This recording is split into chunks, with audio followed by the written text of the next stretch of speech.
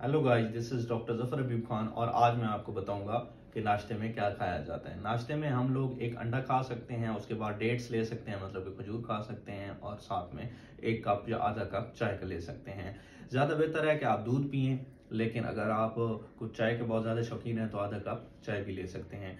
तो क्या करना है कि सबसे पहले आपने सुबह सवेरे उठना है, मतलब कि अपने दांत वगैरह साफ करने हैं, मुंह हाथ धोना है, और उसके बाद आपने नाश्ते की तरफ जाना है। नाश्ते में आप सबसे पहले खजूर ले सकते हैं।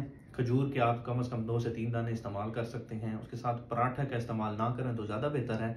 अगर आपने उसके साथ अगर इस्तेमाल कर सकते हैं तो दूध का इस्तेमाल करें, या रात को दूध में खजूर भिगो के रख लें। तो इस तरह का नाश्ता जो है आपके पूरे दिन को स्ट्रॉन्ग करता है और आपको भी स्ट्रॉन्ग करता है। इससे क्या होगा कि आपको पूरे दिन की जो चुस्ती है वो मेंटेन रहेगी, बरकरार रहेगी, और पूरा दिन आप थकेंगे नहीं और आपको थकावट नहीं होगी। जिन लोगों को हड्डियों का दर्द होता है उससे वो बचे रहेंगे, और जिन लोगों को मसले मसाइल रहते हैं कि पूरे दिन में वो जल्दी थक जाते हैं और काम सही तरीके से नहीं कर सकते, उनके लिए एक बहुत मुफीद नाश्ता है। शुक्रिया।